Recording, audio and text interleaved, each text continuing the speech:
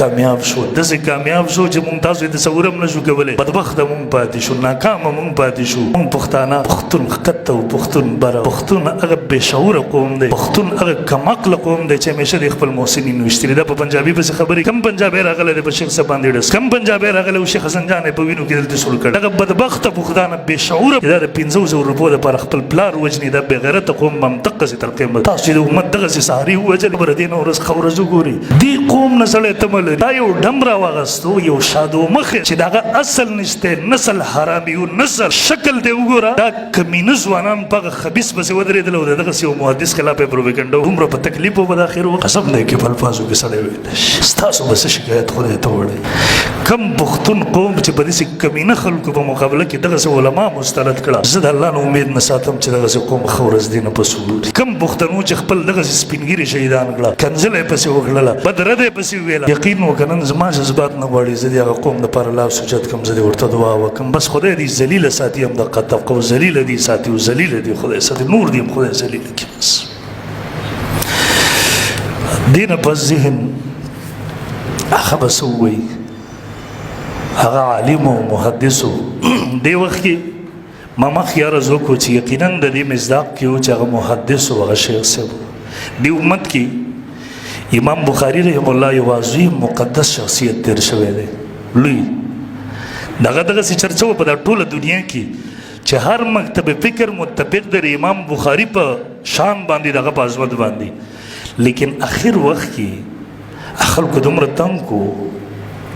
یا خو هغه امام بخاري و چې کلي ته به راتلو ټوله علاقه به پسې راووتله استقبال ته به خلکو ورته څادرې غوړولې دغه ملاقات ته به راتلله یی اقه امام بخاري دومره تنګ کو هغه حاسدینو تنګ کو بدبختو تنګ کو اخر کې دعا کول یا الله ستا د پراخه ځمکه سره د پراخۍ نه په ما باندې تنګ وشو بس ما واخله وده شو هغې کې به سره ولاړو وفات شو همدغه زیر شیخ صاحب سره وشول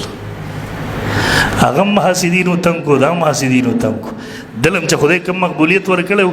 تاسو به دورې کتلې وې کله جاپان او کله په عربو کې به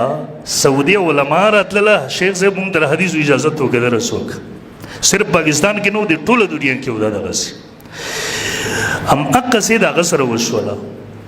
اخر کې د عمره تنګ کو هغه کله د حالات کتلي و هغه ټول عمر امت جوړو هغه د امت اصلاح کول هغه امت ته خیر ورښودو امت ته اخلاق ورښودل امت ته دین هغه کمبختو هغې پسې کنځلې وکړې د هغې خلاف په یوه روغه خبره باندې خبره هم غلطه نشته دی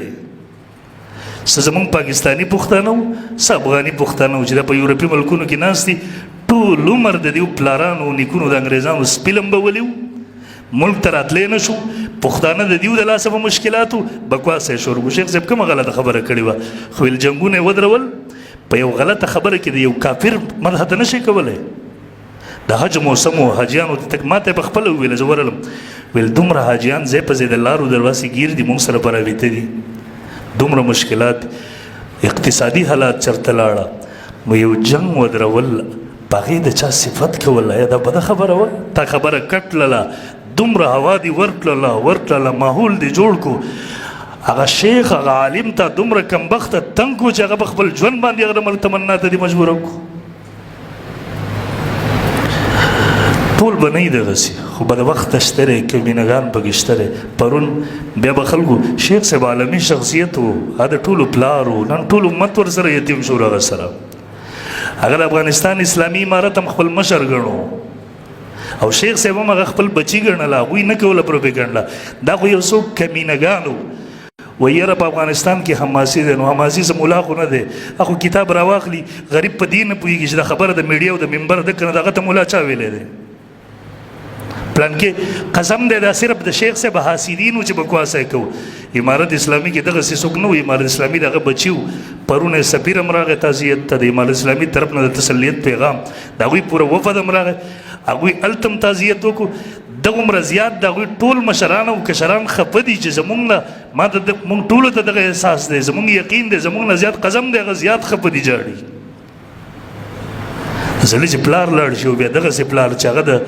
درد ځای و هغه د دعا ځای و هغه د تسلی ځای و هغه د پریشانو د هغې باندې به سړی څنګه خوشحاله شي، په هغې به سړی څنګه پروپیګنډه وکړي. دغه ټول هغه بکواسیانو چې خلکو دې ته ورکړو، پاکستاني هم پکې وو، افغاني هم پکې وو، بدبخته مردود شو، اوس جړا کوي د هغې نه. پس دلته که جمعیت علما اسلام و، هغه ټولو هغه خپل پلار ګڼو، خپل مشر یې ګڼو. هر سیاسي پارټۍ، هر سیاسي مشر، هر دنیادار، هر سړي هغه خپل پلار ګڼو. همدغه وجه ده چې شیخ صاحب دا اوس خو خلک دا شی پیش کوي که نه، دا د پښتنو په نوم باندې شیخ صاحب دا وویله. د دې خبرونه مخکې دلته د جمعیت علما اسلام د شورا اجلاس و چې دا ټول پاکستان په نمایندګۍ باندې وه. دا شیخ صاحب مولانا فضلالرحمن صاحب ته پاڅېدو، ورته ویل په دا پاکستان افغانستان دواړو کې پښتانه اوسېږي، مسلمانان اوسېږي، دا کم ماحول چې جوړ شو انتهایی تکلیف ده دی. زمونږ د پاکستاني علما وفد هلته لاړو، په هغې سره هغه تلخیانې ډېرې ختمې شولې. قائد جمعیت مولانا فضلالرحمن صاحب دامت برکات هم ته ویل ته د هغوی نه مطالبه وکړه، مونږ علما به مطالبه وکړو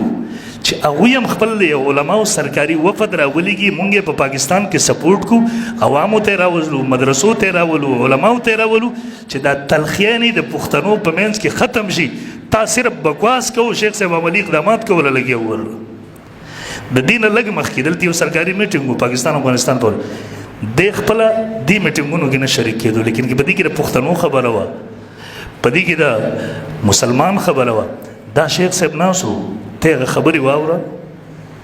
یو چا ورته بیا وروسته وویله شیخ صاحب ته دې حالاتو ته نه ګورې چې ته دغسې لګیا یې د هغوی دپاره. ویل ته دې حالاتو ته نه ګورې چې ته دغسې لګیا یې.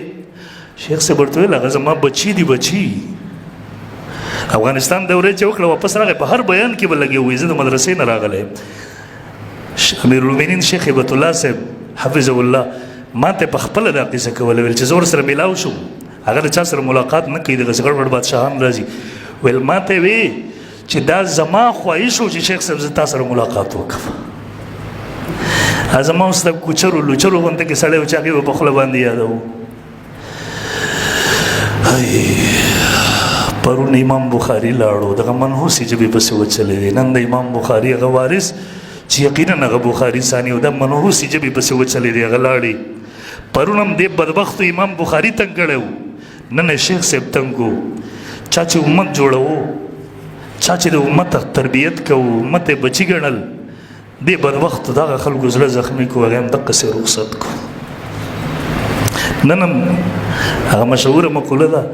وی نقاره خلق کو نقاره خدا سمجھو. رسول الله صلی اللہ علیہ وسلم فرمائی دومره تاسو په یوه ټیم نشته